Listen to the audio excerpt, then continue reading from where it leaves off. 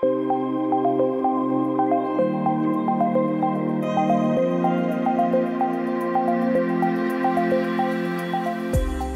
virage numérique.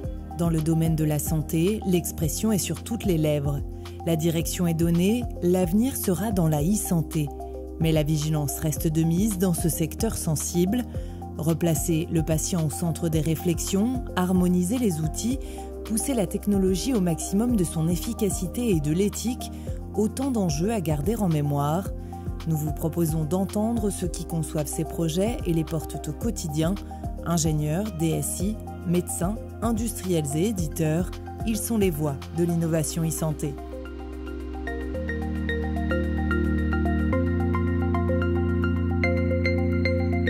Quand on parle de données de santé, on s'intéresse souvent à leur volume, à leur structure, mais c'est parfois la durée d'une base de données qui fait toute la différence.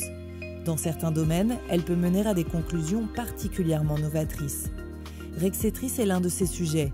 Ce projet de recherche vise à analyser les données de 20 000 patients français atteints d'insuffisance rénale et ayant subi une greffe de rein. Collectées sur 15 ans autour de leur traitement immunodépressif, ces données peuvent servir à améliorer la stratégie médicamenteuse. En 2019, Rexetris a été sélectionné pour bénéficier de l'accompagnement du Health Data Hub et les avancées s'annoncent considérables.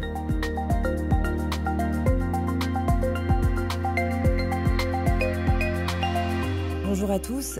Avant d'aller plus avant sur les problématiques liées à la greffe de rein et aux traitements liés, on va évoquer l'aspect technique du projet. Rexetris propose de combiner 3 bases de données différentes. Quelles sont-elles et quel est votre objectif ?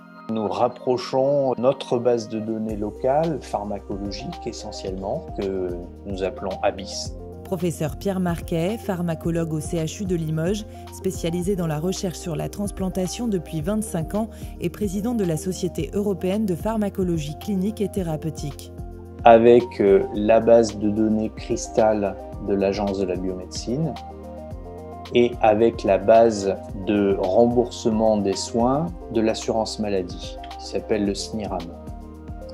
Et ce, pour tous les patients greffés rénaux depuis 2005. Nous espérons effectivement pouvoir aboutir à un certain nombre de recommandations. Ce qu'il faut comprendre, c'est que nous avons plusieurs sous-projets dans ce projet-là. Ça concerne plusieurs médicaments immunosuppresseurs, ça concerne des questions pharmacologiques, quelle est la bonne concentration, ça concerne des questions plus thérapeutiques, comment doit-on combiner les médicaments, et puis il y a encore d'autres questions.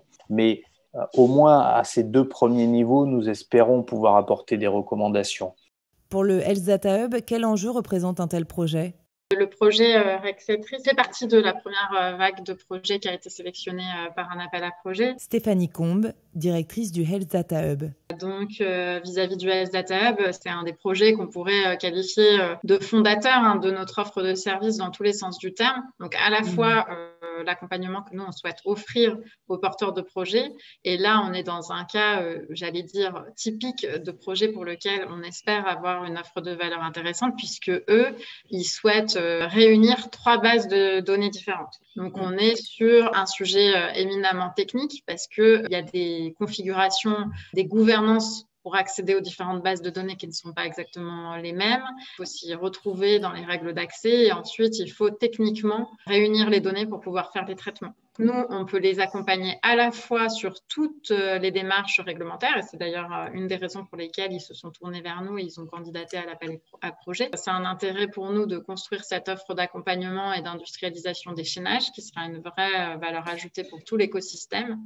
Et le partage de la base de données dans un second temps, qui pourrait être dans le catalogue, éventuellement pourrait être d'un intérêt majeur aussi pour l'écosystème de la recherche. Les candidats des appels à projets ont aussi été sélectionnés au regard de leur volonté de contribuer à une démarche science ouverte qui est promue par le Health Data Hub depuis sa création.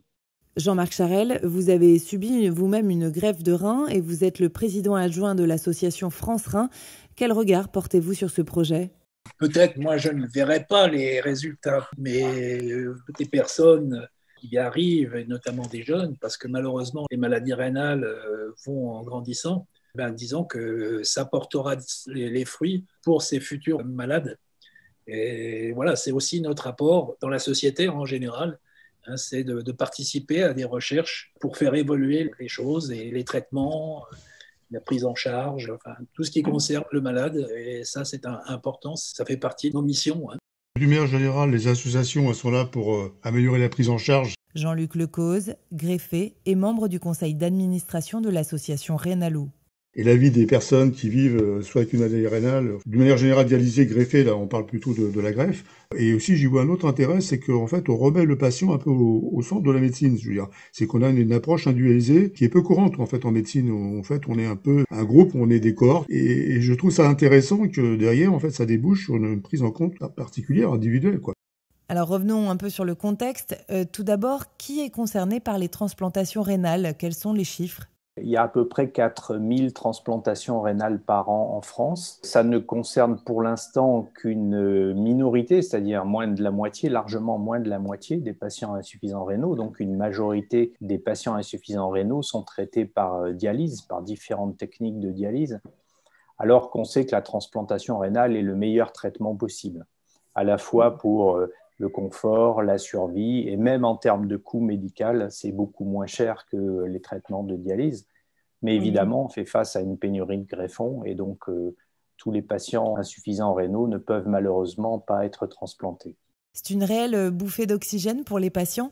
La dialyse, c'est un peu une prison, quoi. C'est-à-dire qu'au début, quand on n'a pas d'autre solution, effectivement, on dit c'est bien, c'est mieux que tout, mais quand on s'aperçoit qu'il y a des gens qui sont en dialyse 20 ou 30 ans, ça commence à être le terme prison, pour moi, il correspond, quoi. Voilà.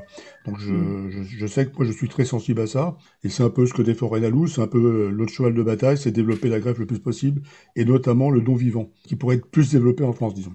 Pour autant, la transplantation n'est pas sans contrainte. Quelles sont-elles? La greffe, ça n'est pas une guérison pure et simple de l'insuffisance rénale.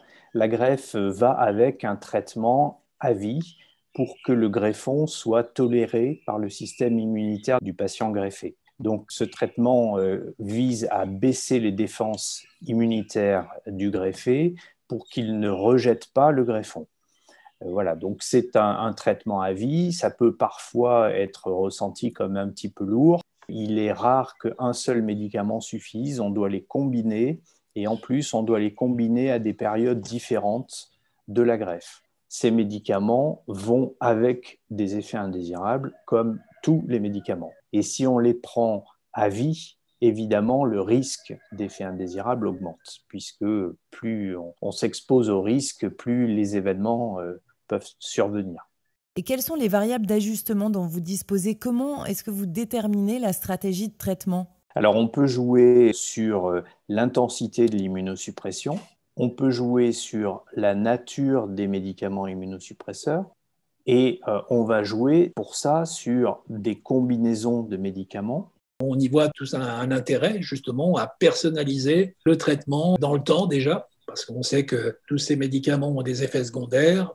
Et puis, on doit le prendre à vie. Bon, voilà, il faut essayer d'améliorer déjà dans les formulations, dans les méthodes de prise de ces médicaments. Il y a pas mal de travail qui n'a pas été fait, mais je pense que le projet du professeur Marquet va être intéressant pour cela. Alors, en 15 ans, professeur Marquet, vous avez constitué une base qui n'a aucun équivalent au monde. Elle regroupe les données de 22 000 patients français, soit la moitié de la cohorte des transplantés rénaux. Le tout sur 15 ans, sachant qu'un greffon dure en moyenne 14 ans. Vous allez rapprocher ces données de celles de l'assurance maladie et de l'agence de la biomédecine. Quel est votre objectif, sachant qu'il n'existe pour l'heure pas de recommandation pour ces traitements immunodépressifs ? Oui, en fait, la balance bénéfice-risque des médicaments, c'est ce qui est utilisé pour donner les indications, les contre-indications, pour indiquer les effets indésirables. Et en fait, c'est basé sur des essais cliniques qui, comme je l'ai dit, durent 1 an ou au maximum 3 ans. Là, on va avoir les bénéfices réels, les risques réels dans une population à l'échelle d'un pays sur 15 ans, c'est-à-dire sur la durée de vie moyenne des greffons. Donc, ça va nous permettre de reconsidérer cette balance bénéfice-risque pour les différents médicaments et c'est ce qui pourrait mener justement à des modifications des recommandations des sociétés savantes. De quelle manière le Health Data Hub soutient-il ce genre de projet ?